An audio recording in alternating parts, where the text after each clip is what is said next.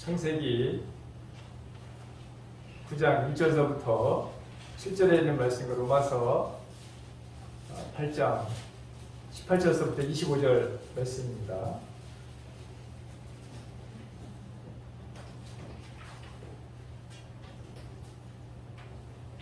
우리 창세기 9장 1절서부터 7절 우리 한 절씩 교독을 하시겠습니다.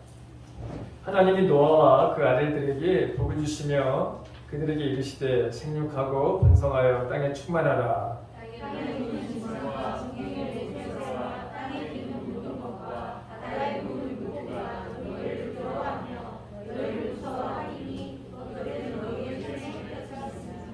모든 산 동물은 너희의 먹을 것이 될지라 채소같이 내가 이것을 다 너희에게 주노라. 내가 반드시 너희의 피 곧 너희의 생명의 피를 찾으리니 짐승이면 그 짐승에게서 사람이나 사람의 형제면 그에게서 그의 생명을 찾으리라.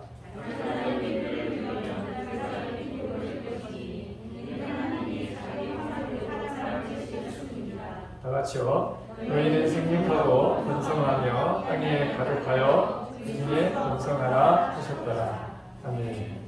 자, 로마서 신약성서 로마서 8장 18절서부터 25절까지의 말씀 역시 우리 한 절씩 교독하시겠습니다.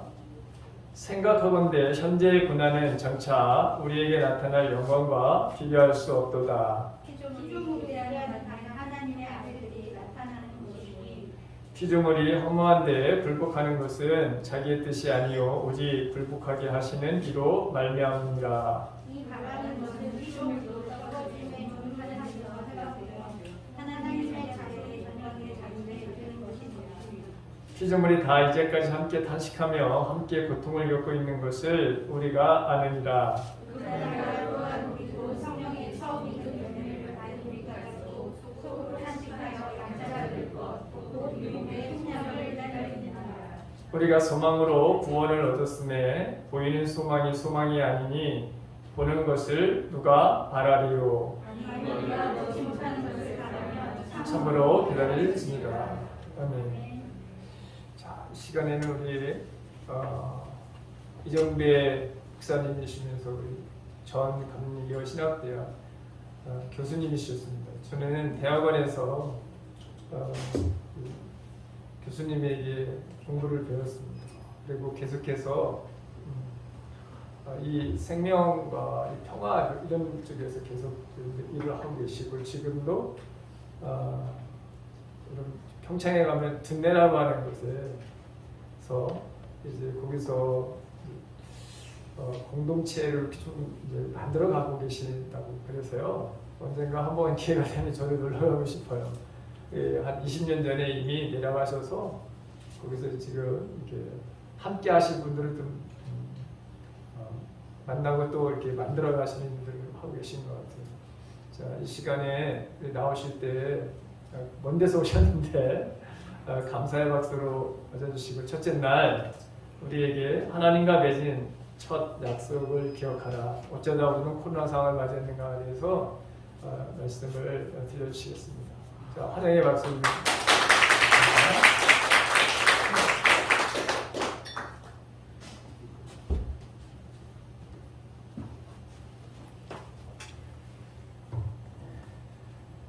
안녕하십니까? 안녕하세요. 5월 달부터 계획한 이런 자리였는데 또 교인들 중에서 목사님 또 코로나 걸리셨고 그리고 6월 달쯤 하려고 보니까 그때 또 제가 또 걸려서 그래서 가을로 미루자고 그렇게 얘기를 해서 뒤로 미루면 이제 안 하겠지 그런 생각을 하고 뒤로 밀어놨었거든요. 그랬더니 또 안 하면 안 될 상황을 또 목사님이 만들어 놓으셔서 이렇게 오랜만에 깊은 또 인연을 깊은 관계를 맺는 기회를 갖게 되었습니다. 그러니까 이런 기회를 주셔서 감사드리고요. 평생 신학대학 안에 있던 교수도 막 뜨거운 부흥회 하면 또 잘할 수 있거든요. 근데 그런 것보다는 좀 차분하게 생각하면서 우리 신앙을 좀 돌아보는 그러한 조용한 시간으로 그렇게 갖도록 하겠습니다. 교회 이름을 어제서야 알게 됐어요. 가까운 교회 생각하니까 당연히 하나님과 가깝겠구나. 또 당연히 이웃과 가깝겠구나. 그랬더니 오늘 목사님은 또 자연과 가깝다. 뭐 그런 이야기를 또 하나 하셨는데 그것에 더해서 나 자신과 더 가까운 그런 교회가 되면 좋겠다. 사실 자기가 자기를 잘 모르고 자기 마음대로 할 수 없을 만큼 자신과 또 자신 사이에도 거리가 많은데 한번 나 자신하고도 좀 더 진솔하게 가까워지는 그런 시간도 한번 생각해 보면서 그런 가까운 교회도 되면 좋겠다라는 생각을 하면서 교회 이름이 참 따뜻하게 느껴졌습니다. 그래서 보겠어요. 3일 동안 여러분들 얼마나 서로를 가까운지, 하나님과 가깝고 이웃과 가깝고 본인과 가까운지 모르겠습니다. 제가 이제 목사님께 이걸 하면서 부탁드린 것은 사실 제가 내건 이 주제가 사실은 어느 교회에서도 어느 세미나에서도 잘 볼 수 없는 그런 주제들입니다. 코로나가 왜 왔는가 뭐 별 관심도 없으시잖아요.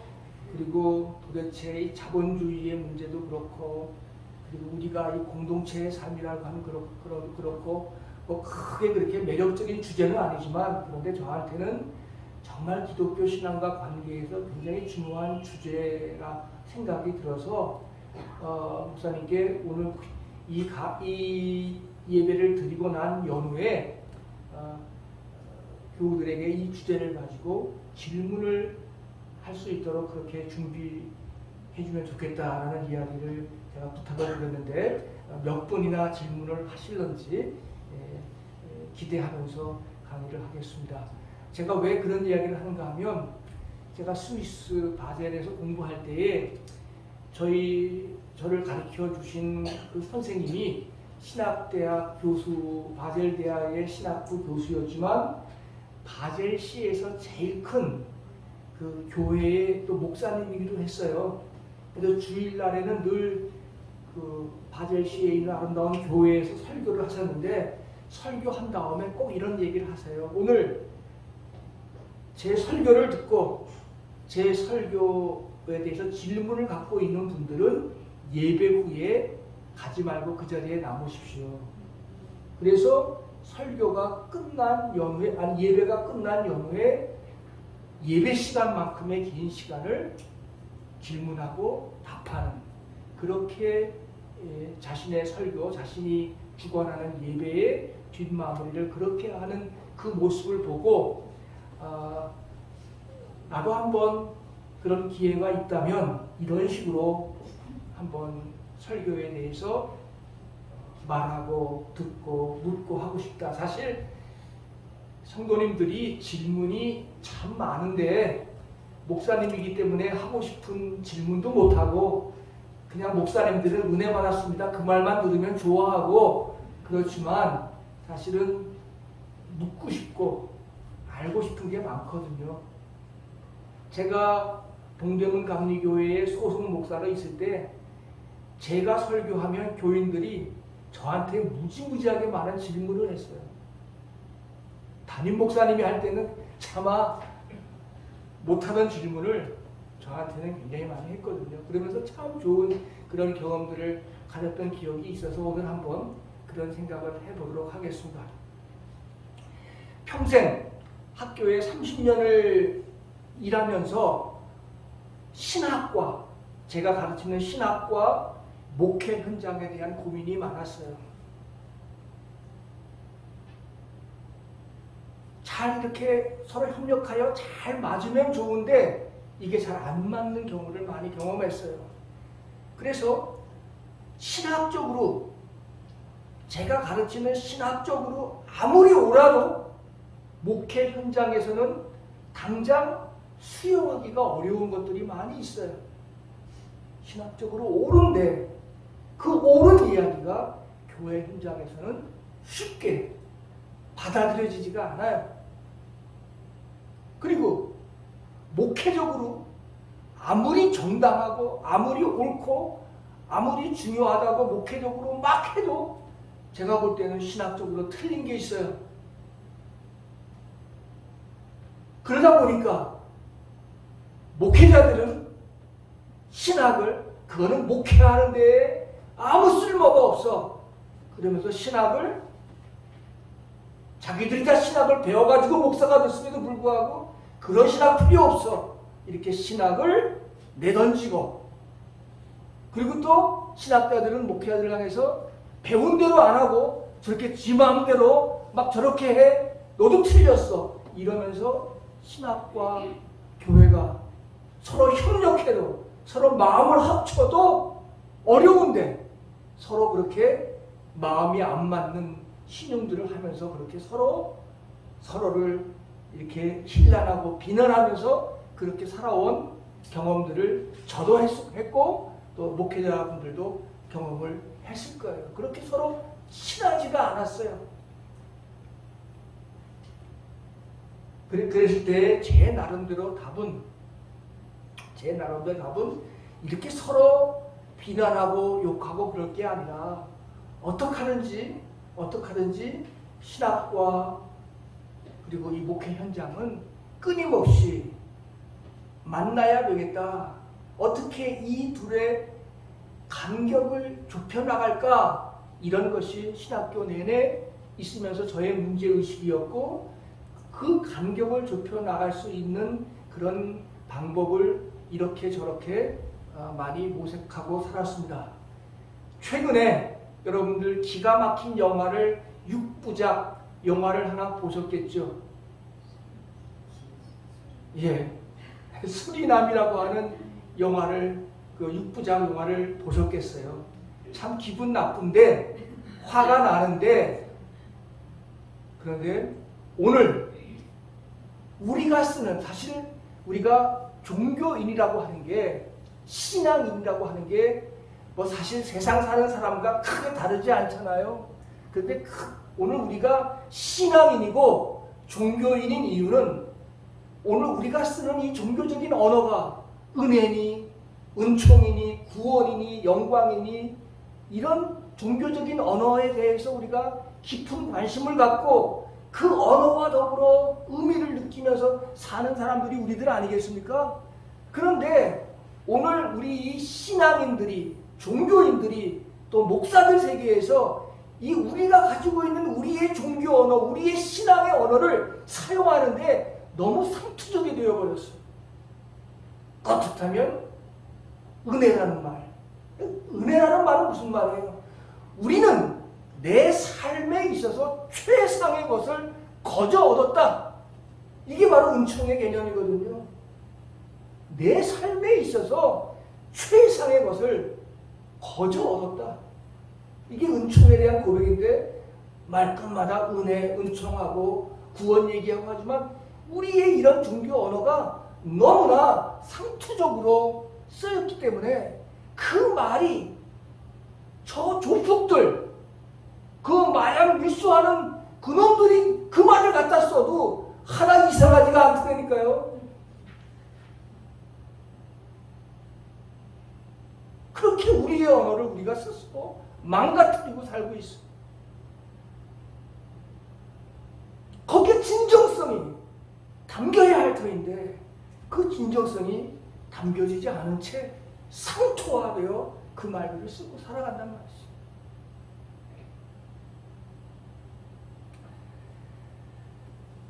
저는 이제 우리가 신앙을 갖는다고 하는 게 무슨 의미일까?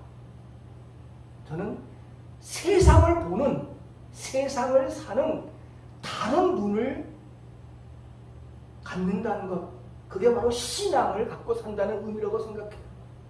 여러분 한문에 볼견자 여러분들 다 이렇게 머릿속에 떠오르시죠? 볼견자가 있고 그리고 볼관자가 있어요.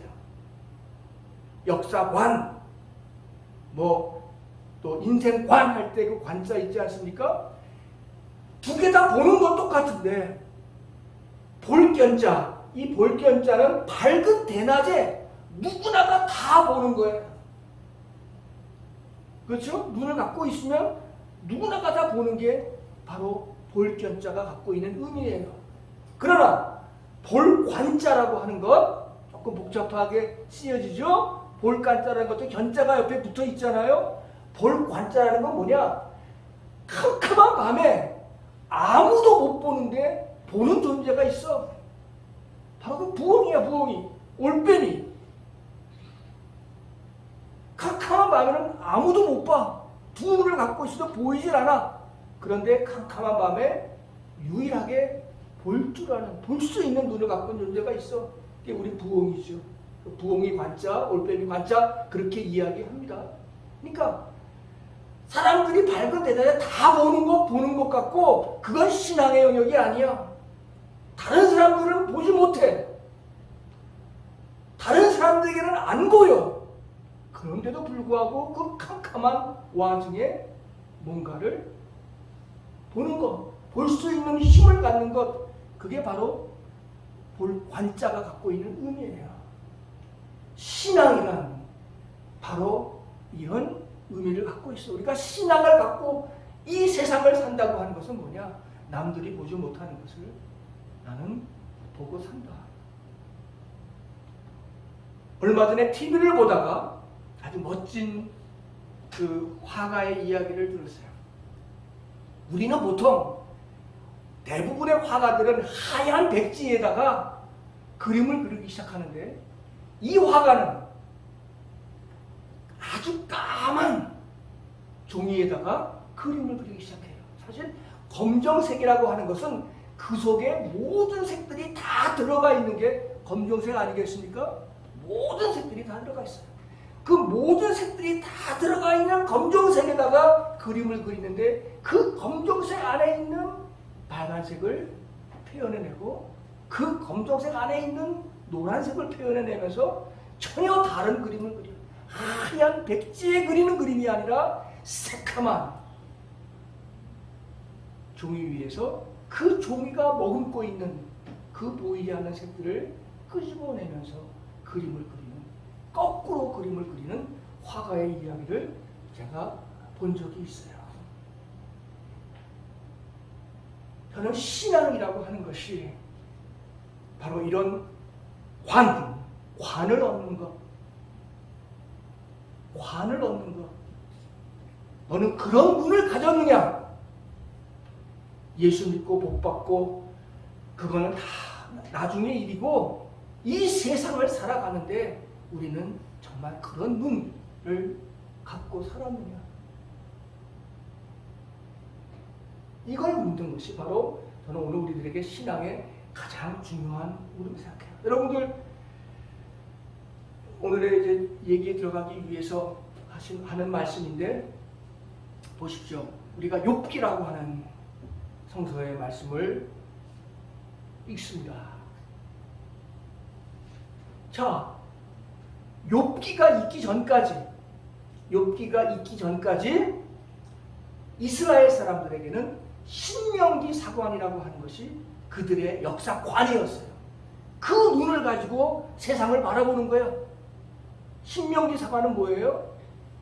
하나님의 율법과 계명을 잘 지키고 청종하면 자손 몇 대까지 복을 받고 하나님의 율법을 거스르면 그는 또 더 큰 죄와 화를 당한다.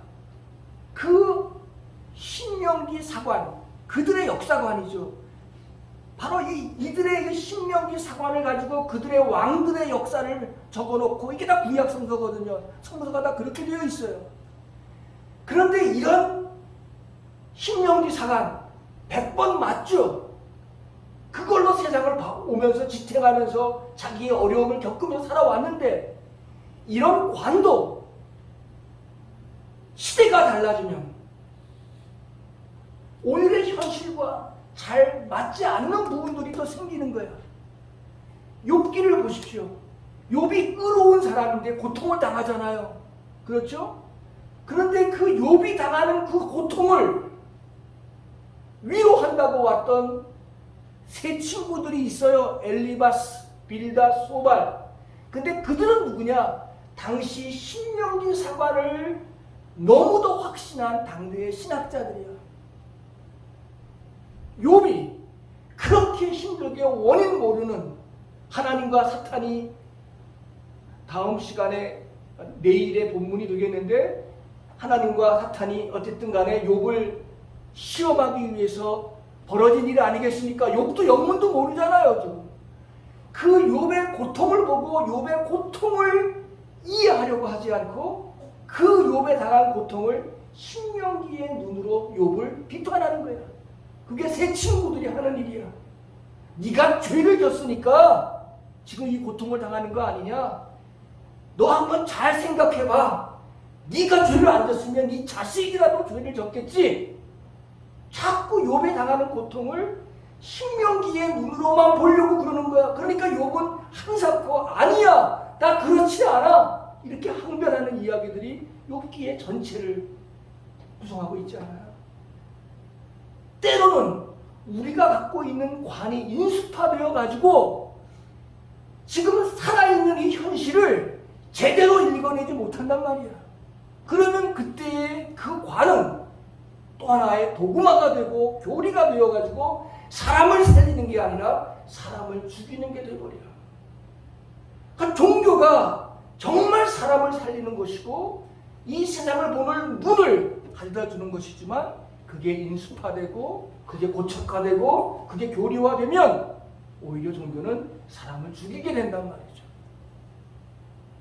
바로 그래서 욥기라고 하는 장르는 신명기로만 역사를 다 해석할 수 없는 새로운 현실이 드러났기 때문에 그렇다고 신명기를 부정할 수는 없고 그런 신명기 사관과 함께 우리는 욥기라고 하는 또 다른 신앙의 장르를 가지고 살고 있는 거예요.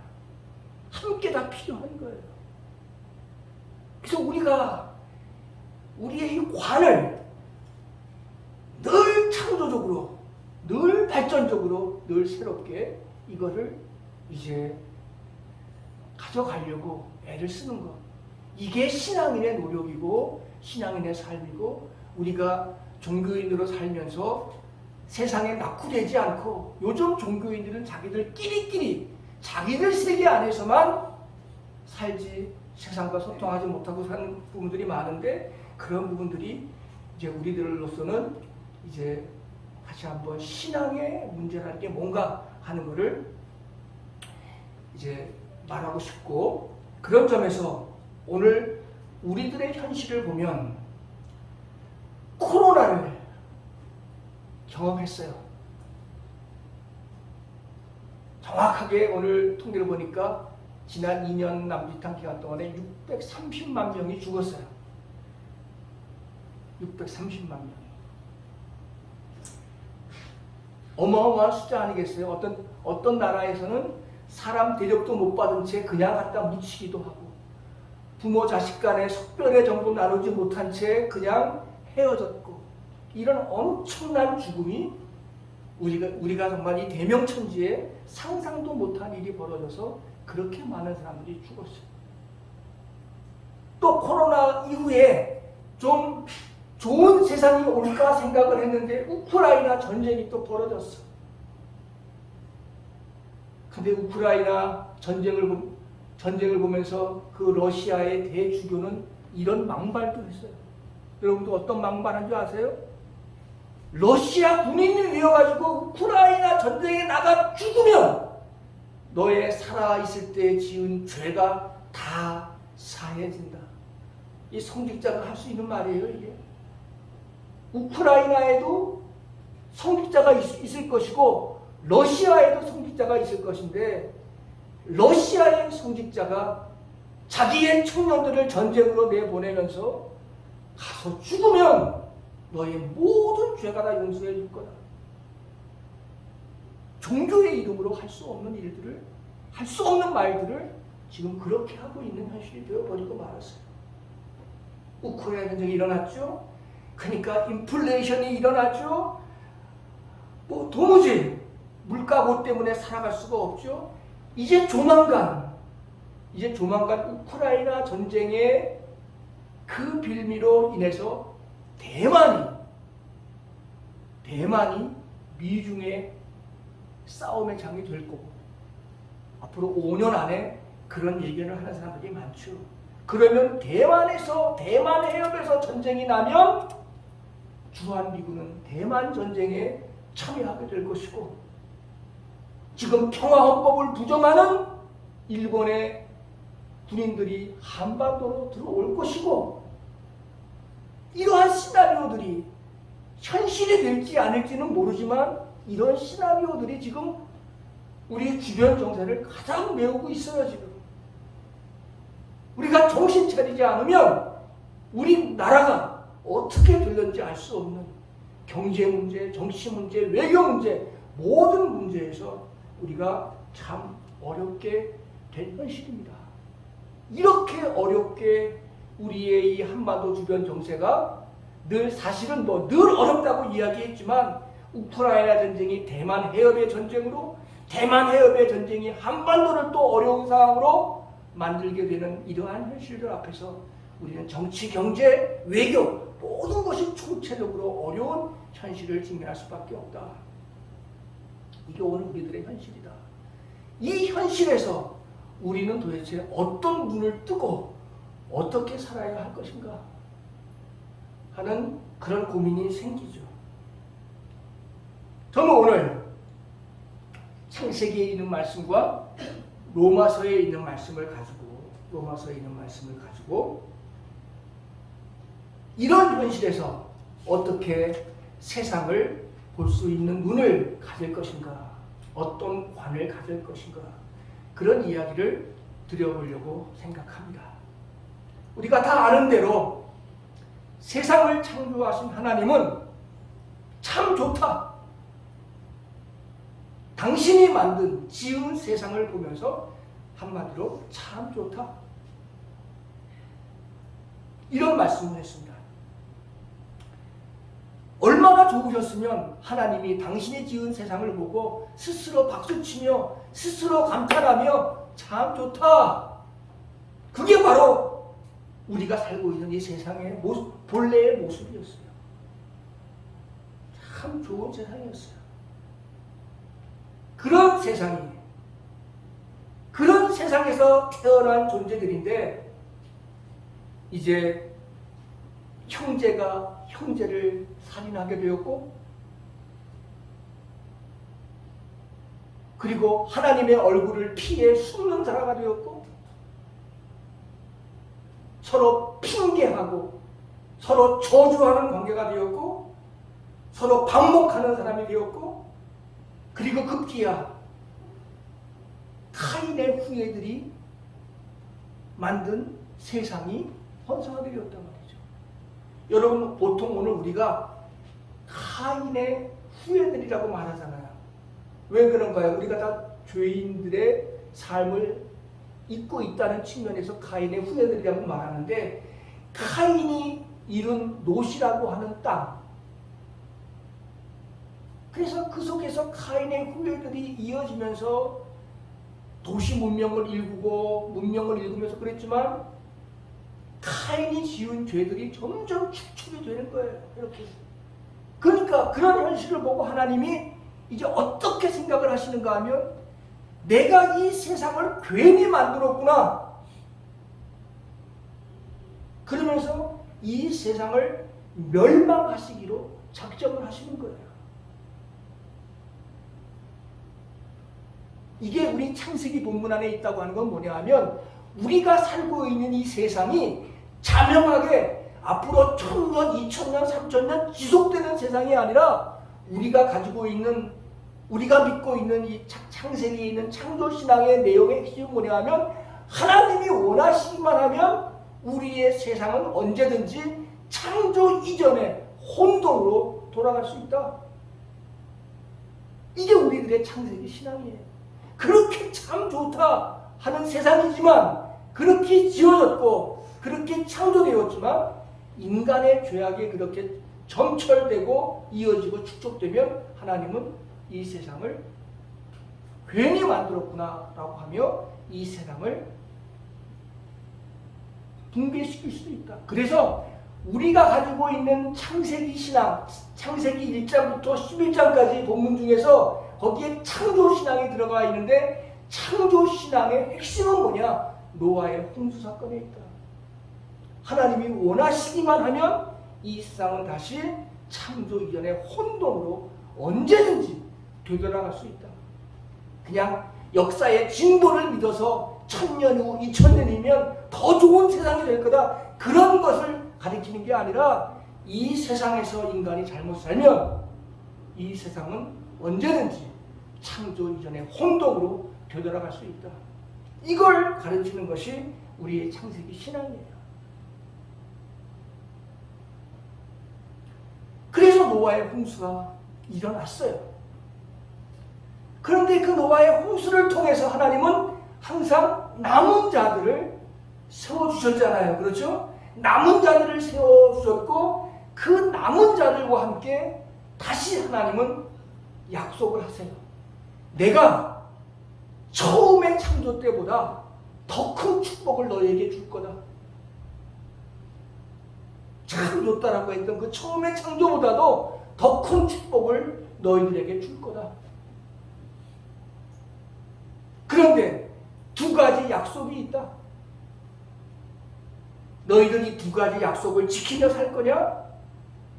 그걸 만약 지키고 산다면 더 큰 축복을 받을 것이고 그걸 지키지 못한다면 너희들은 또다시 멸망하고 말 거다.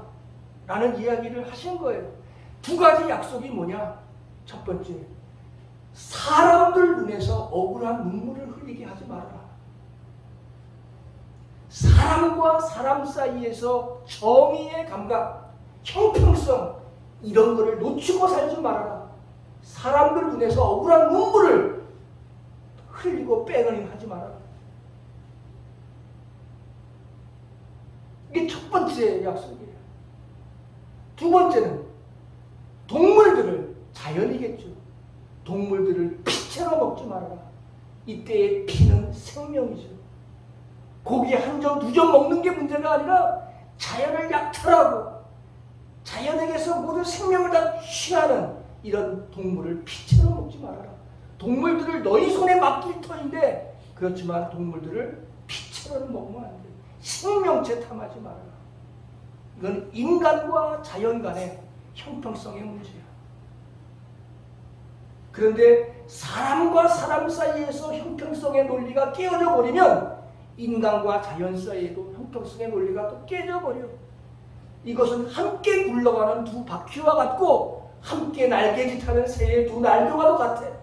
하나가 잘못되면 다른 하나도 잘못될 수밖에 없는 그런 구조 속에 있어요. 이 두 가지 단서야.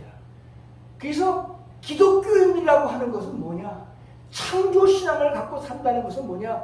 우리 인간은 처음부터 이런 한계를 갖고 사는 사람들이야. 우리 보통 기독교가 강조하고 교회가 강조하는 게 뭐죠? 믿는 자에게 능치 못할 게 뭐냐? 이런 원리를 가지고 기독교는 뭐든지 할 수 있다라고 가르치지만 그렇지 않아요. 창조신앙은 뭡니까? 처음부터 인간은 해서는 안 되는 한계를 가지고 있어. 이게 인간의 기본적인 한계야. 이 한계를 지키고 살아. 그래야 하나님의 축복은 이어지는 거야. 이 한계를 넘어서면 하나님은 이 세상을 또 언제 망가뜨리게 할 줄 몰라.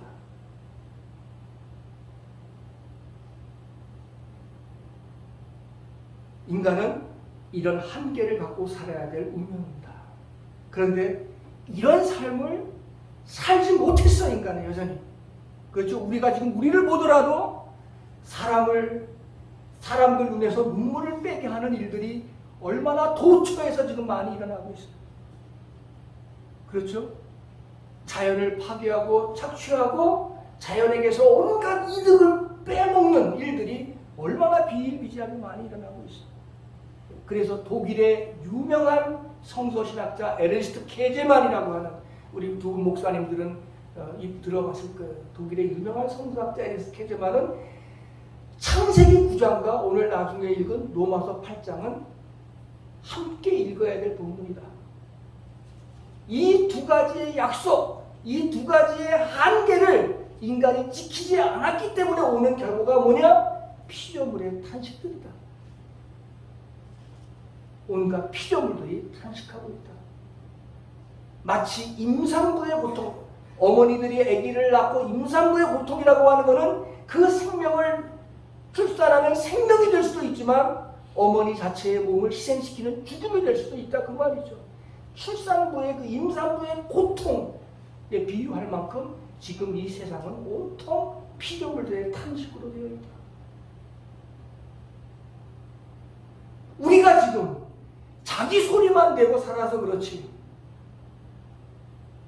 자기 목소리만 크게 내고 살아서 그렇지, 우리가 우리의 귀를 열고 우리가 가만히 들어보면 우리의 귀에 들리는 소리들은 온갖 탄식과 비탄의 소리가 너무 많아. 다 자기가 제일 불행한 줄 알고 있고 자기가 제일 어려운 줄 알고 있고, 그러니 자기 소리만 내고 살아서 남의 소리가 안 들릴 뿐이지, 우리가 우리의 두 귀를 열고 눈을 감고 들어보면 온갖 피조물들의 탄식 소리가 지금 곳곳에서, 더 노동하는 일터에서 또 자연 곳곳에서 그런 소리가 지금 들리는 거예요. 그런데 여기서 중요한 게 있어요. 성령이라는 게 뭐냐? 오늘 우리가 성령 체험 얘기하는데, 성령은 너무나 탄식해서 자기 스스로 탄식조차 할 수 없는 사람들을 대신해서 탄식하고 있는 존재가 성령이에요. 너무너무 탄식하고 너무너무 고통스러우면 자기 소리도 못 내. 그렇잖아요? 성령은 뭐냐? 그렇게 탄식조차 할 수 없을 만큼 어렵고 힘겨운 사람들을 대신해서 탄식의 소리를 내주시는 분이 성령이 하시는 일이야. 그렇다면 오늘 우리가 성령을 체험한다는 건 뭘까? 그런 소리를 들을 수 있는 힘이야. 우리가 얼마나 그런 소리를 듣고 살아갈 수 있을까? 자기 소리만 내는 게 아니라, 우리가 기도할 때에도 자기 소리만 내는 게 아니라 하나님의 소리를 들어야 하듯이, 오늘 우리 현실 속에서 세상의 탄식 소리를 우리가 들어야 할 때란 말이죠. 그게 오늘 우리 시대의 성경 체험일 수도 있어. 왜? 성경 말씀 그대로야. 탄식조차 할 수 없는 것들을 대신해서 탄식해주고 있단 말이죠.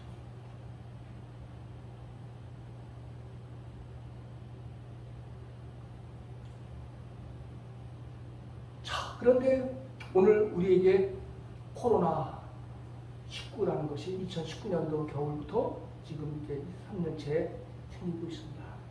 저는 이 코로나19라고 하는 것이 이 피조물의 탄식의 한 흐름이자 양상이라고 저는 생각을 해요. 왜? 사람들은 2025년이 되면 지금과 같은 방식대로, 지금처럼 어떤 기자들이 이런 실험을 했다죠. 한 주일 동안에 자기가 필요로 해서 사고, 그리고 쓰레기가 된 이 플라스틱 통이 몇 개나 되나 했더니 70개, 80개가 넘는다. 줄이면서 살았는데도 불구하고 한 주 동안 살아보니 70개, 80개. 만약 우리 인간이 이런 식으로 계속 삶을 살다 보면 2025년이면 지구는 더 이상 생존 불가능한 상태가 되어버리고 말 것이다. 2050년입니다. 2025년이 아니라 2050년 거주 불가능한 지구라는 이야기들이 이제 나오기 시작했어요. 이제 여러분들 과거에는 기후 붕괴, 기후 위기 하면 남의 일처럼 여겼으나 이제는 그게 남의 일처럼 느껴지지 않죠. 이제는 우리 일처럼 느껴지고 되고 당면 우리의 과제처럼 생각돼요. 이미 그래서 사람들은 2050년까지 이렇게 살면 안 되겠다라는 생각을 해서 어떤 이야기를 하기 시작했는가 하면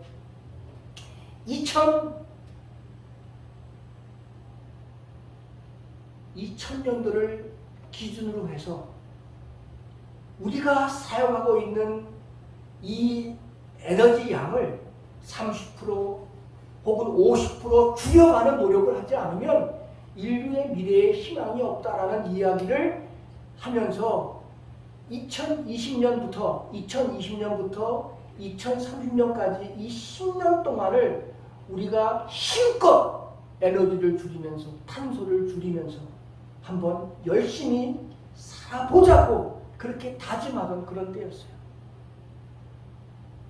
우리가 이 10년을 그렇게 정말 노력하고 관심 있게 그렇게 한번 살아봤을 때 미래는 달라질 수 있다는 생각 때문에 이 2020년부터 2030년까지 이 10년이 정말 중요한 해였어요. 그런데 바로 2020년 한 달을 앞두고 2019년 겨울에 코로나가 발생했어요. 저는 이 코로나가 어떤 사람에게는 600만 명 이상을 죽였으니 그리고 엄청난 가계를 파탄에 이르게 했고 사람들을 힘들게 했으니 어떤 사람들은 악마적인 거다 이렇게 말하는 사람도 있어요. 그렇게 이해될 수도 있어요. 그러나 우리 시대를 걱정하는 사람들의 눈을 보면 그들의 관을 가지고 들여다볼 때 코로나19는 신의 예언자적인 역할을 앞서한 것이다. 이렇게 말을 해요. 역설적이에요. 우리는 지금 왜 그런가 하면 이제 이 10년을 우리가 어떻게 살아야 할까?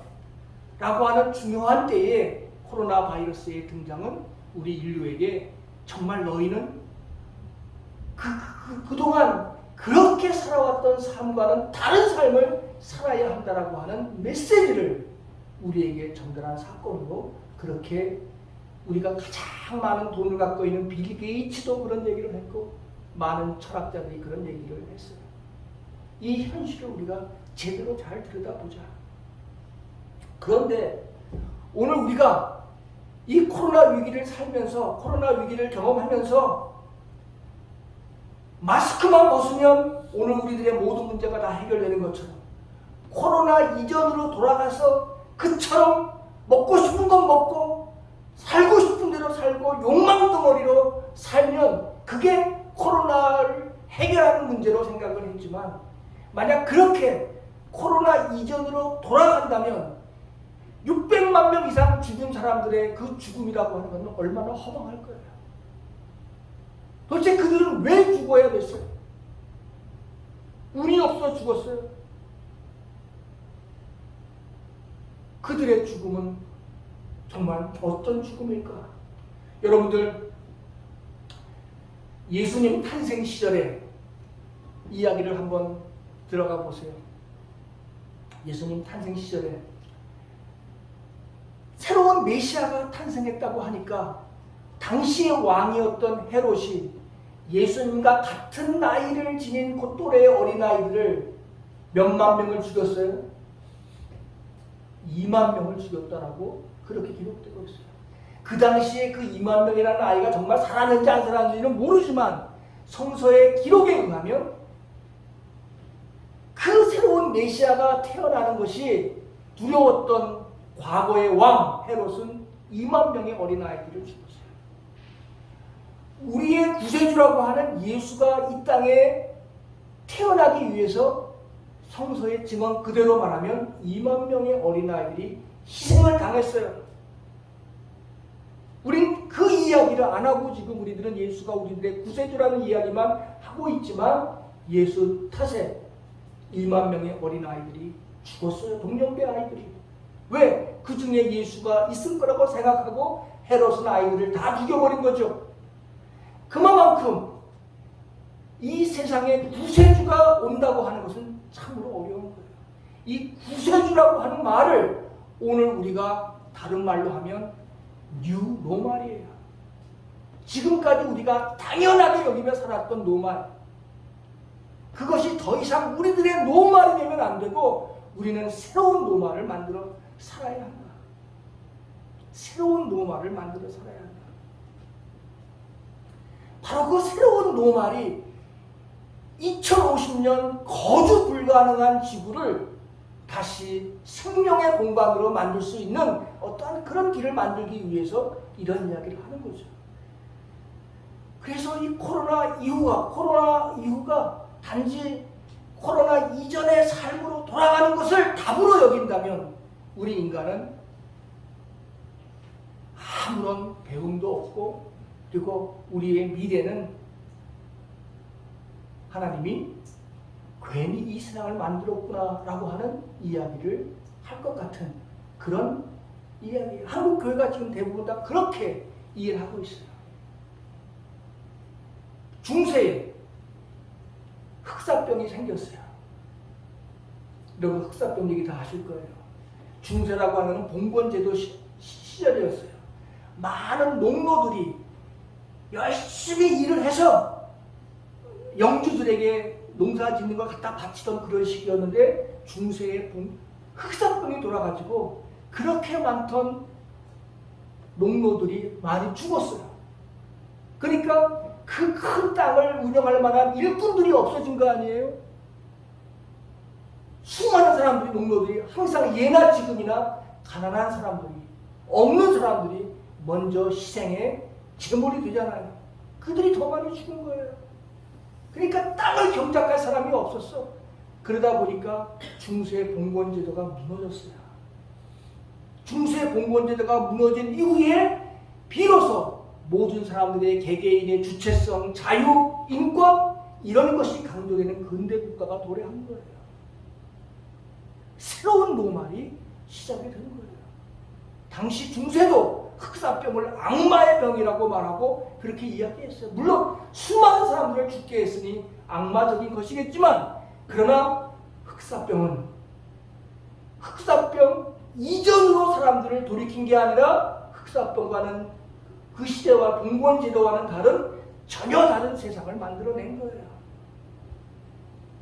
코로나 이후 우리가 사는 세상은 어떤 세상이 되어야 할까?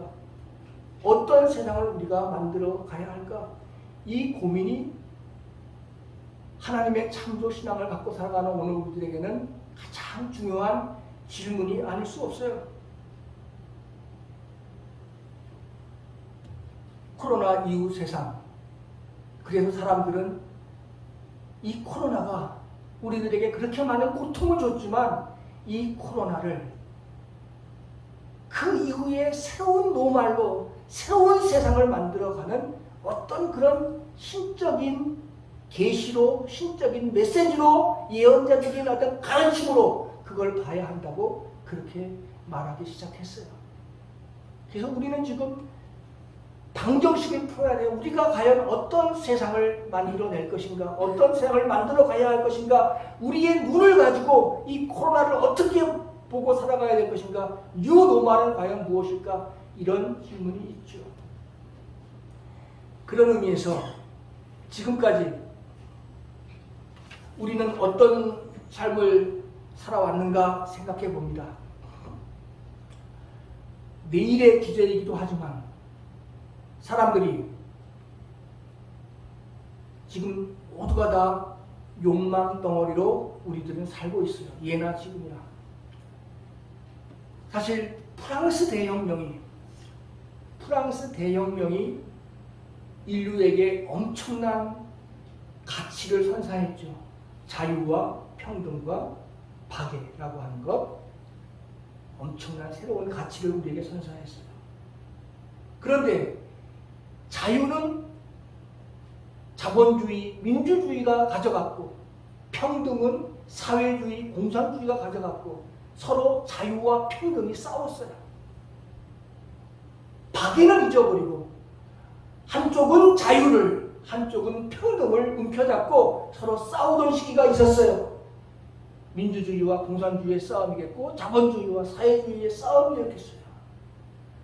그러다가 동구권이 몰락하면서 평등의 가치는 사라져버렸고 이제는 자유 하나만 남은 것, 그게 바로 신자유주의예요. 신자유주의는 경쟁이 최고의 미덕이에요. 그리고 어떻게 하든지 최대의 이익을 뽑아내는 것이 신자유주의의 특징이기도 해요. 그래서 인간의 욕망을 가득 부추깁니다. 결국 오늘 이 자본주의 시대에 우리가 살면서 TV가 우리에게 재밌는 건 많이 보여주지만 TV는 결국 뭐예요? 너 아직 그런 집에 살아? 너 아직 그런 차를 타고 살아? 너 아직 그런 옷을 입고 있어?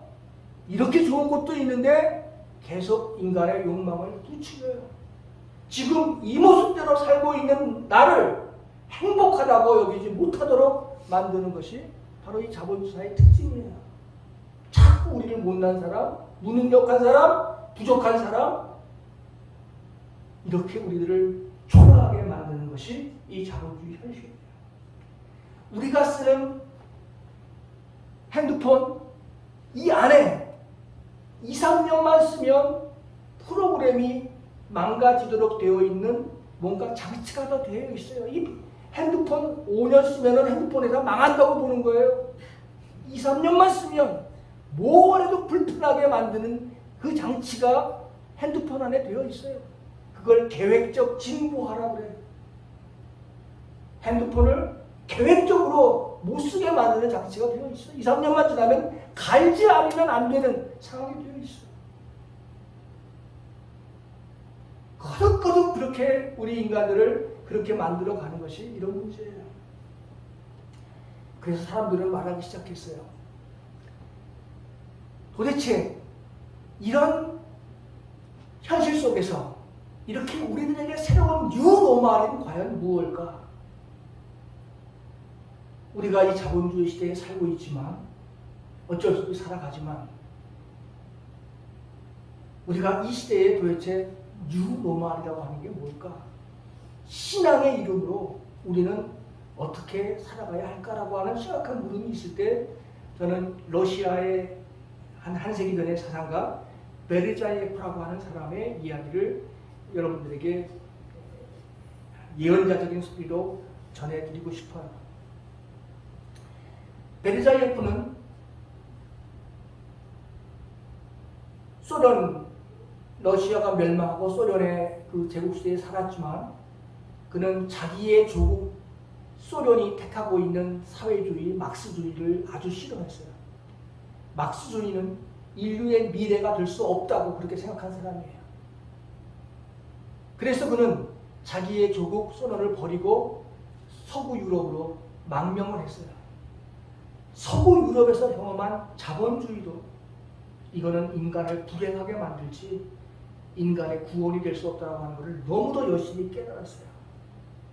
당신은 사회주의와 자본주의가 한창 싸우던 냉전의 시대에 양대 이데올로기를 다 비판했던 사람이에요. 그 양대 이데올로기를 다 비판하면서 베르자예프가 했던 유명한 이야기가 있어요. 사람은 물질이 없으면 한순간도 살 수 없다. 먹어야죠. 입어야죠. 모든 게 다 물질입니다. 물질이 없으면 한순간도 살아갈 수 없지만 최소한의 물질로 살려고 할 때 그 최소한의 물질은 물질이 아니고 정신이다.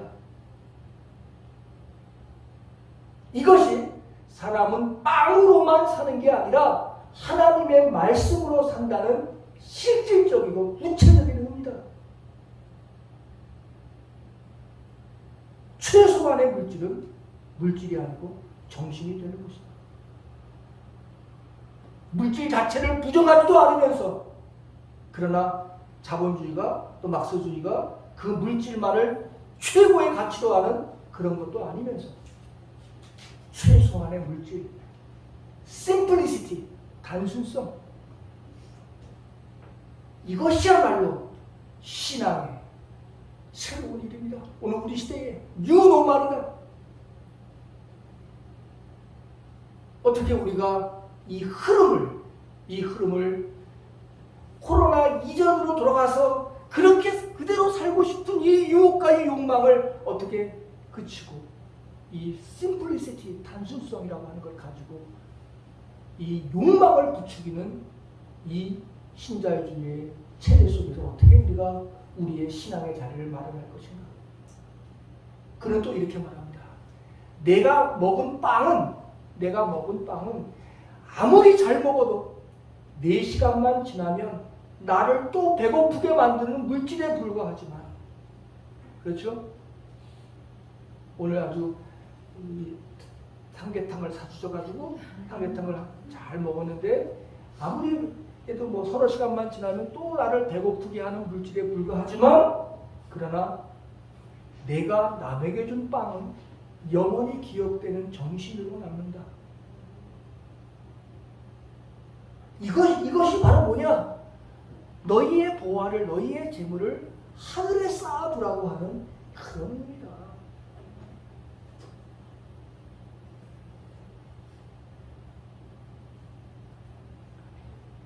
저도 교회에 오면 세상과는 다른 이야기가 여기서 들려줘야 되는데 세상의 기준과 교회의 기준이 다 똑같아져.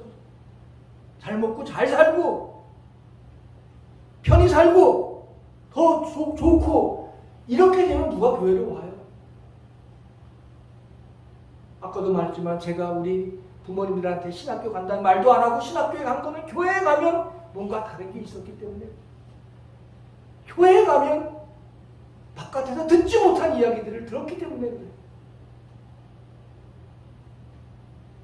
제가 어느 서울 남현에 장로 세미나에 갔어요. 장로들한테 강연하라고.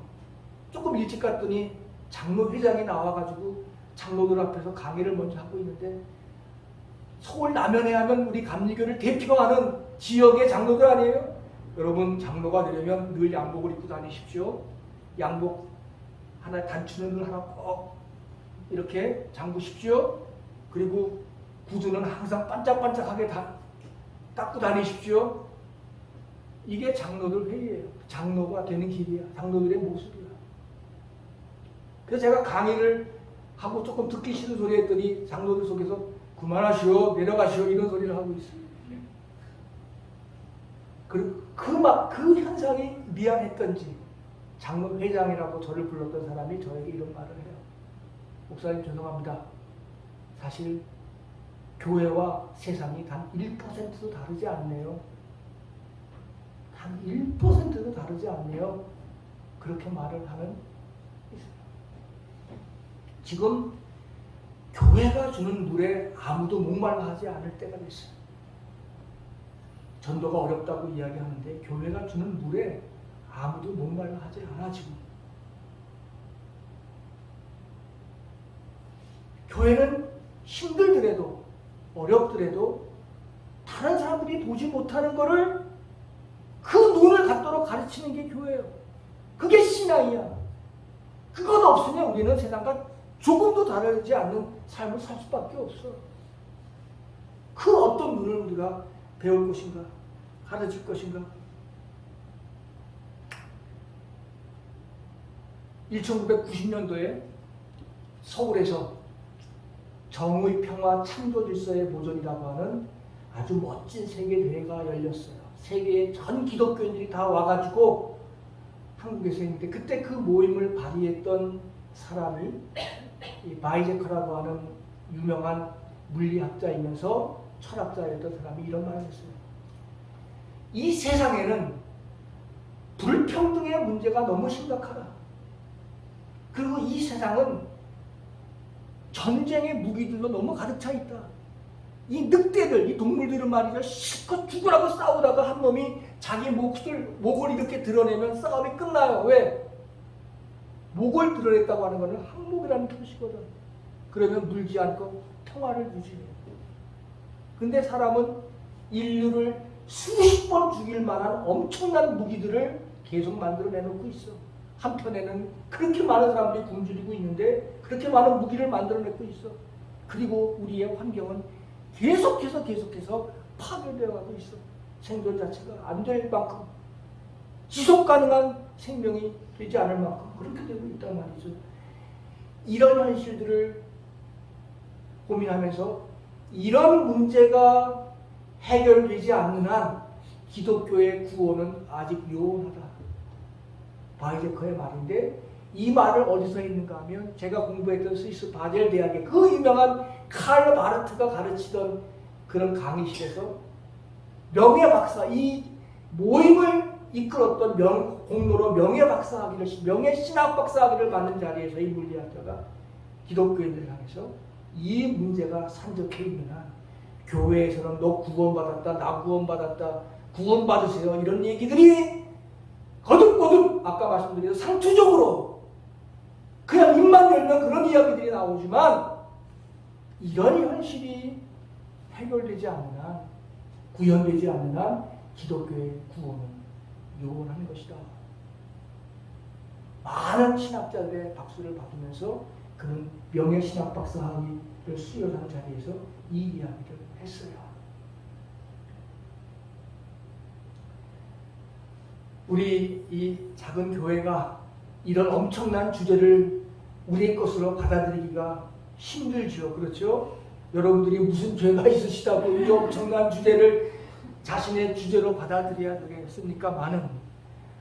그런데 오늘 문제는 이 교회만큼 힘이 있는 데가 없어요. 또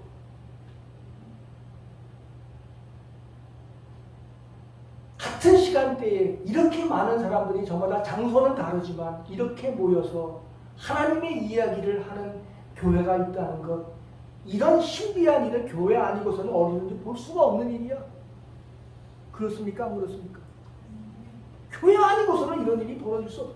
이렇게 어마어마한 일을 하고 있는 이 교회인데, 이 교회가 하나로는 작지만 동시간대에 수없는 공간에서 그런 일이 벌어지고 있는데, 도대체 이 교회가 무슨 메시지를 전해야 되고, 어떻게 세상을 걱정해야 되고, 어떻게 세상을 바라봐야 되고 하는 것을 가르쳐야 되지 않겠는가?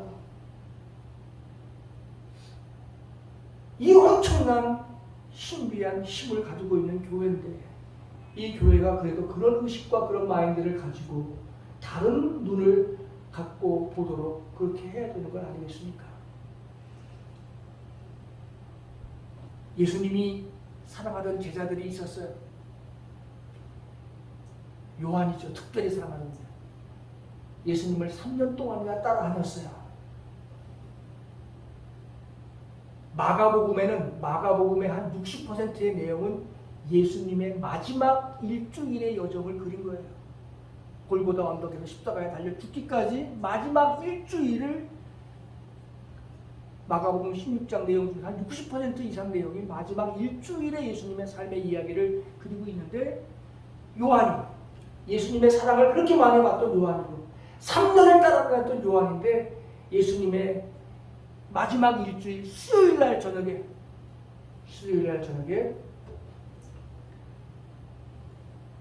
자기 아버지를 데리고 와서 당신이 하늘나라 올라갈 때 우리 아들을 옆에 좀 앉게 해달라고 하는, 소위 말하는 아빠 찬스를 쓰고 있는 이야기가 거기 나와요. 마가복음에. 보십시오. 예수님을 3년 동안 따라다녔어요. 별별 경험을 다 했어. 그것도 마지막 일주일이야. 그 마지막 일주일에 한 가운데 있는 수요일날 요한은 지금 아직도 예수를 모르는 거예요. 아직도 예수를 몰라.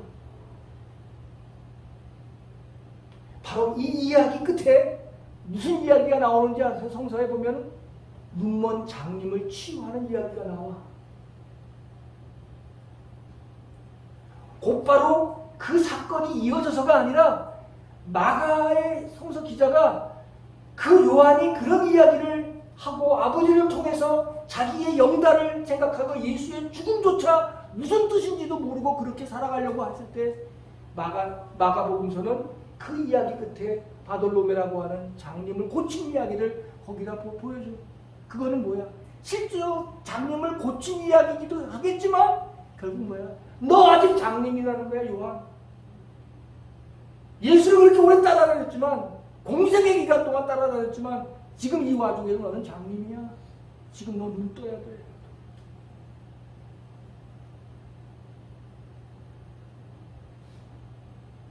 그렇게 읽어야 마가복음을 제대로 읽는 거예요.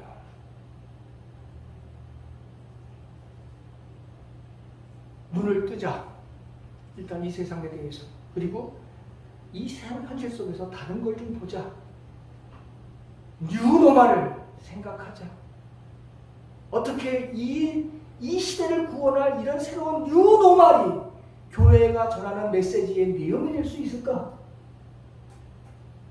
여러분들의 가까이 하는 교회가 바로 그런 뉴노말의 정신과 맞닿는 거죠. 하나님과 가까이 하고 그 뉴노말에게 뭐 어렵겠어요? 한번 보십시오. 우리가 믿는 예수, 그가 이 땅에 새로운 뉴노말, 이전으로 오기 위해서는 그렇게 많은 어린아이들이 죽었다. 코로나에서 600만 명 이상이, 630만 명 이상이 그렇게 죽었다. 뭐 때문에? 새로운 세상의 뉴노말을 탄생시키기 위해서. 그런데 우리는 그거 생각 안 하고 과거로 돌아가는 것을 능사를 알고 답으로 안다면 그거는 결국은 예수의 죽음도 의미 없게 만드는 것이고 그 수많은 사람을 의미 없게 만드는 것이다. 어때? 우리의 현실의 삶이 힘들고 그렇지만 이 심플리시티라고 하는 이 가치를 오늘 우리가 어떻게 우리의 삶 속에서 살아낼까? 어떻게 우리가 눈을 뜨면 그런 삶을 살아낼 수 있을 터인데 우리가 눈을 뜨지 않는 한 그런 어둠 속에서 뭔가 답을 찾아내야 할 터인데 그러려면 오늘 우리가 정말 새롭게 기왕지사 예수를 믿었다면 그냥 믿는 동 마는 동 믿지 말고 한번 제대로 폭나게 그냥 한번 좀 믿어보면 하나님이 우리의 삶을 책임져 주시지 않을까? 하나님이 우리의 삶을 책임져 주시지 않을까? 저는 그런 확신이 있습니다. 한번 있는 힘을 다해서 새로운 세상을 작은 힘부터 한번 시작해보자. 그런 말씀을 좀 드리고 싶습니다. 그래서 하여간 앞으로 우리가 그렇게 살지 않는 한 계속해서 이렇게 살아가는 한 어떻게 돼요? 우리가 아무리 교회에서 구원을 얘기하더라도 우리의 자손들, 우리의 후손들은 뭡니까? 저 시베리아의 동토에서 얼어붙은 땅에서 거기가 땅이 자꾸 녹으니까 해마다 1년에 40에서 50만 종의 새로운 바이러스가 얼어붙은 땅 동토에서부터 솟구쳐 올라요 지금. 어떤 바이러스가 또 우리를 또 어떻게 고통에 머물는지 우리가 알 수 없어요. 해마다 40만 종 이상의 새로운 바이러스들이 얼어붙은 땅에 갇혀있던 바이러스들이 기후위기로 다 녹으니까 대기 중에 올라오고 있어요. 어떤 바이러스가 인간에게 해를 미칠지 몰라요. 자연을 인간이 침범했고 자연까지 다 빼앗았기 때문에 자연이 인간에게 보복하는 거예요. 코로나 바이러스가. 다시 그래서 우리들은 성서의 첫 이야기로 돌아가 보면 사람들 눈에서 억울한 눈물을 흘리게 하지 말아라. 동물들 피처럼 먹지 말아라. 너희들이 이 한계를 지키고 살 거냐? 의식 속에서. 그러면 내가 처음에 창조 때보다 더 큰 축복된 세상을 너희에게 줄 것이다. 저는 그 말을 심플리시티라는 말로 풀어냈고 그렇게 살려면 우리의 눈이 띄어야 된다. 그렇게 예수님이 사랑했던 제자 요한도 예수님의 마지막 순간까지 예수님을 잘 못 이해하고 말았다.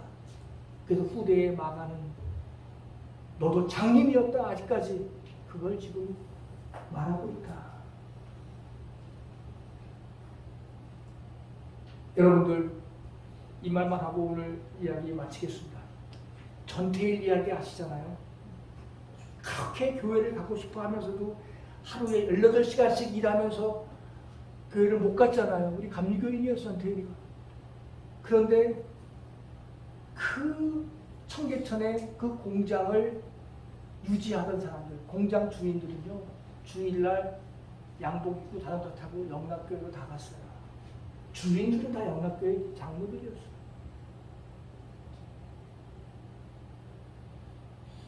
이북에서 내려온 영락교회 장로들이었어요.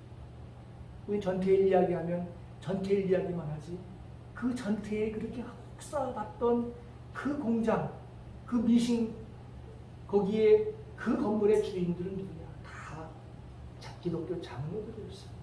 그들이 그렇게 그 사람들을 혹사시켰어요. 전태일도 기독교인이고 그들도 기독교인이고, 그런 이율배반적인 기독교인들이 너무나 많았단 말이죠.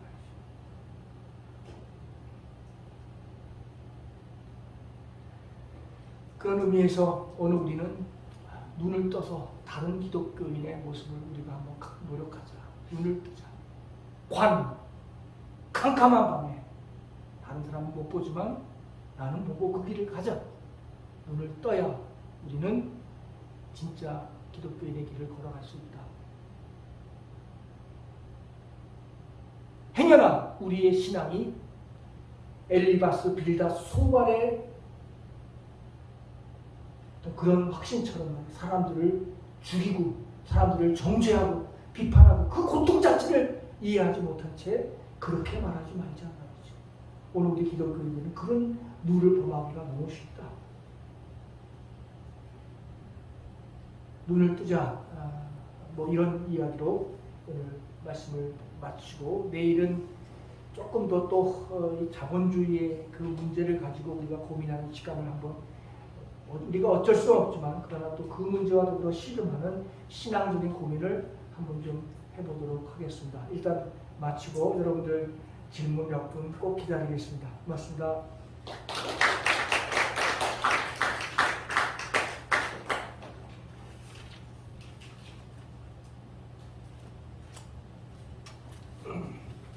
저희 강의를 해주신 목사님에게 다시 한번 감사의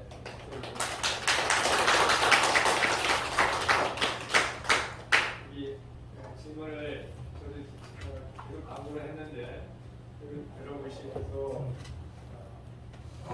질문 아무거나 하시고 오늘 말씀 중에 되고 되게 이거 오늘 말씀 중에 아닌 것들 궁금했던 거를 그냥 아무 질문이나 괜찮습니다. 그냥 제가 이렇게 말을 시원찮게 증거했기 때문에 이런 질문으로 좀 보완하려고 제가 그 수를 쓰는 거니까 여러분들 잘 이렇게 응해 주셔서 뭐 저도 얼마나 많이 알겠습니까만 그래도 여러분들 분명히 질문이 있으시고 또 고민도 있으시고 현실적인 어려움도 있을 거고 다 그렇습니다. 뭐 다 알면서도 이제 또 이런 이야기를 드리는 건데 혹시나 고민이 되는 부분도 있을 것이고 또 이게 가능할까 하는 그런 것도 있을 것이고 등등 그런 얘기 뭐 이렇게 리플렉션으로 이렇게 해주시면 피차에 자기도 정리가 되고 저도 또 귀한 답을 또 다른 생각을 또 전할 수도 있고 그렇게 될 것 같으니까. 네. 교수님이 생각하시는 우유노말 교회 우리가 신앙인으로서 예. 가장 먼저 가장 취급 여러 가지가 있겠지만 가장 중요하게 생각하시는 그 관이 어떤 건지. 네, 교회 이제 교회 마지막 날 이제 공동체 문제가 교회 문제거든요. 그때 뭐 말씀을 드리겠습니다만은 교회가 우리 교회가 어떤 이 세상을 위해서 어떤 뉴노멀로 선포할 점이 있다고 한다면 교회라고 하는 것이 다음 시간에 주제이기도 하지만 우리가 과연 정말 하나님 나라라고 하는 그 이상을 얼마나 우리가 상상하고 우리가 마음속에 그리며 살고 있는가. 하나님 나라라고 하는 게 과연 뭘까. 막연히 관념이고 그런 것인데 그 그 하나님의 나라라고 하는 이상을 우리 속에서 어떻게 구현하고 살까? 바로 세상 사람들은 그거를 믿지도 않고 바라지도 않고 살지만 오늘 우리에게는 하나님의 나라라고 하는 그 개념이 너무나 분명하게 있잖아요. 그리고 사실 이 교회도 하나님 나라가 오지 않았기 때문에 그 하나님 나라의 도래하기까지 하나님 나라를 위해서 존재하라고 생긴 것이 교회거든요. 그렇죠? 이 교회 자체가 절대적인 어떤 그런 것이 아니라 교회는 하나님 나라를 이 땅에 이루기 위한 도구고 매체거든요. 그러면 오늘 우리는 하나님의 나라라고 하는 그 이상이 어떤 건지 그걸 거듭거듭 생각해내고 그 의미화시켜내고 그런 과정 속에서 세상과는 다른 뉴노멀의 길을 우리가 찾지 않겠는가 하는 그런 생각이 들어서 내일 한번 그런 얘기들을 한번 해보도록 그렇게 하겠습니다. 예. 공동체 문제 한번 직결되고요. 네, 목사님. 그러면 지금 목사님은 살면서 그 단순성 말씀하셨는데 본인은 그 단순성을 지금 어떻게 지금 적용하게 목사님 같은 경우는 그래서 뭐 우리가 먹는 것부터 해서 입는 것부터 해가지고 있을 텐데 그럼 어떻게 지금 목사님 실천하고 계세요? 이제 환경 문제를 이야기하는 사람들은 참 불편한 현실에 대한 이야기를 많이 해야 돼요. 그런데 불편한 현실에 대해 이야기하는 사람들, 그 엘고라고 하는 이 부통령이 있었잖아요. 엘고가 그렇게 환경 문제에 열심인데 엘고의 집에 가보니까 너무나 화려한 전구 불빛들이 그냥 막 집을 휘황찬란하게 그렇게 메우고 있어갖고 이제 불편한 진실의 진실은 뭐냐? 환경 문제를 얘기하는 사람이 자신은 환경적으로 안 사는 거 이게 불편한 진실의 진실이다 이렇게 말할 정도로 그만큼 어려운 거거든요. 이 일이 스스로 불편해지지 않으면 안 되는 것이기 때문에 그래서 이제 나는 어떻게 살아가느냐라고 하는 문제죠. 그래서 저는 혼자 다닐 때는 전혀 차를 갖고 다니지 않습니다. 일단 그게 우선이에요. 혼자 다닐 때는 어디를 가든 혼자 갈 때는 차를 갖고 다니지 않는다라고 하는 그런 철칙이 하나가 있고요. 그리고 이제 뭐 두 번째 철칙 중에 하나는 뭐라 그럴까 절대로 그 반찬을 3가지 이상 먹지 않는다. 왜냐하면 이 이야기도 또 이제 우리의 그 성만찬이 있잖아요. 성만찬이 있는데 성만찬은 뭡니까? 하나님의 귀하는 것을 우리가 이제 몸과 그걸 마시는 건데 저는 이 성만찬 안에 엄청난 생태학적인 상징력이 있다고 생각을 해요. 첫 번째, 세상의 식탁과 성만찬의 식탁을 한번 비교해보자. 머릿속으로. 한번 뷔페의 식탁을 한번 떠올려봐요. 무수하게 많은 종류의 식탁, 엄청난 가짓수들이 많잖아요. 세상의 식탁은 대부분 그런데 성만찬의 식탁은 아주 간편하고 단촐해요. 먹고 남아 버려질 것이 없어. 근데 세상의 식탁은 먹고 남아 버려지는 것들이 너무너무 많아. 한 해에 우리나라만 해도 3조, 4조, 5조 원어치의 음식 찌꺼기들이 버려지는 거야. 먹고 남아 버려지는 게 너무 많아. 그러니까 오늘 우리가 교회에서 성만찬을 한다고 하는 것이 여기서 우리의 구원을 확증하는 일도 이해하지만 그 성만찬이 갖고 있는 생태학적인 상징력을 생각한다면 첫째로 뭐예요? 남아 버려지는 것이 없어요. 교회에서는 성찬예식에는 남아 버려지는 게 없잖아요. 그렇죠? 간편하고 단순한 식탁이니까 그 식탁을 세상의 식탁으로 만들어야 된다. 오늘 우리들 일상 속에서. 그 다음에 성만찬의 식탁은 어떤 의미를 갖고 있어요?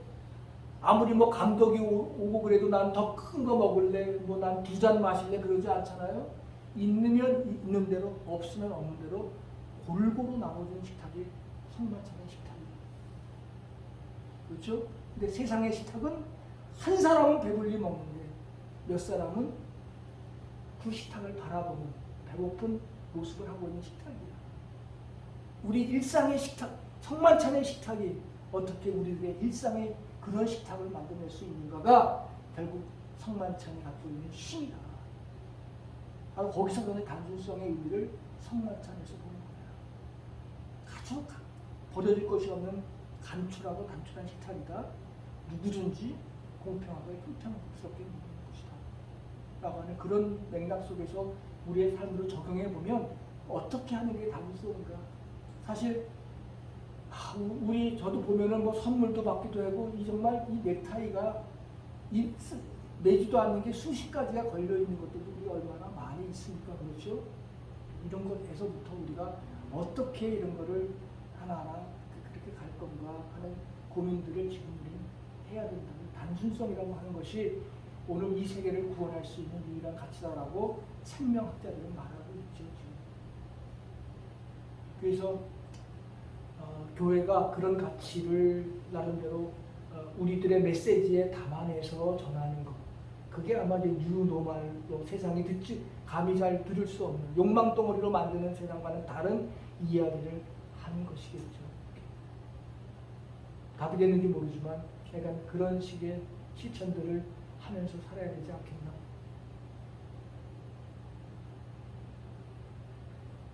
한 분만 더 이야기 듣고.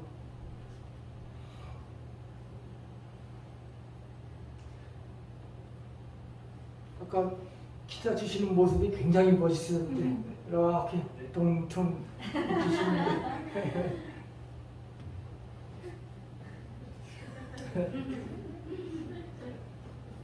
저는 하나님 나라에 대해서 좀 궁금한 게 네. 있었는데 저는 이제 유럽에 있는 그런 복지 국가들이 자본주의와 공산주의를 합친 네. 그런 새로운 시스템이라고 생각을 하고 있고 거기서 이제 100만 원을 벌면 얼마나 이제 세금을 내는지 모르지만 50만 원 정도를 낸다라고 하면 예수님이 말씀하신 것처럼 너희 전 재산의 반을 떼서 이제 다음에 주면 그런 거잖아요. 그래서 저는 이제 그런 것들이 어떻게 보면 좀 예수님 말씀하신 거랑 되게 가깝다고 생각하는데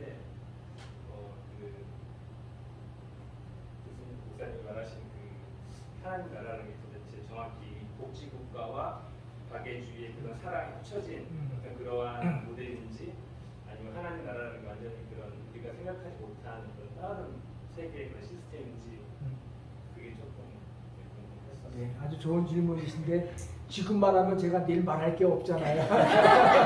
근데 약간 그 유념해서 내일 그 이야기를 말씀드리겠는데 저는 이제 그 작은 교회 운동을 했어요. 아까도 말씀을 식사하면서 했는데 작은 교회가 희망이다. 왜냐하면 이 대형 교회를 쫓아가려면 작은 교회들은 못 쫓아가요. 그러다 보면 큰 교회가 있으면 뭐 이렇게 1등부터 꼴등까지가 생기는 거예요. 그럴 필요가 없다고 생각해요. 모두 작으면 작은 대로 그것 자체로 자기 특성을 갖고 있으면 그 1등 교회가 되는 거야. 근데 대형 교회 하나 세워놓고 그것처럼 되려고 하면 꼴등이 될 수밖에 없고 그렇게 교회가 존재할 이유가 하나도 없다.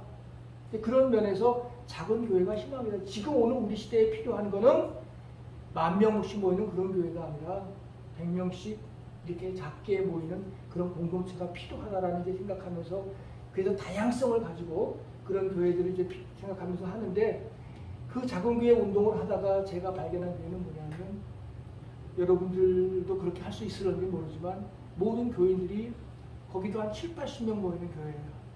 모든 교인들이 자기 봉급을 내놔요. 함께. 그리고 필요한 만큼 기록하고 써요. 그걸 할 수 있는 사람이 그 교회의 정식 멤버야. 근데 그걸 당장 못해. 쉽게 하기가 어렵겠죠.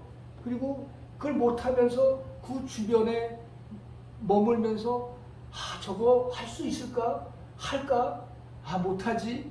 이렇게 망설이는 사람들이 그 핵심 멤버만큼 인원이 또 돼가 한꺼풀. 그리고 구경하러 온 사람들이 그렇게 자기 봉급을 필요에 따라서 내놓고 살아가는 그런 교회들의 실험도 지금 없는 게 아니다. 저는 그래서 같은 맥락에서 가장 큰 기적 중에 기적은 뭐냐? 하나님 나라를 생각할 때 기적은 뭐냐? 이 움켜진 손을 펴는 게 가장 큰 기적이다. 사람들은 이거 다 펴려고 하지 않거든요. 근데 이거를 펼 수 있는 힘, 그렇죠?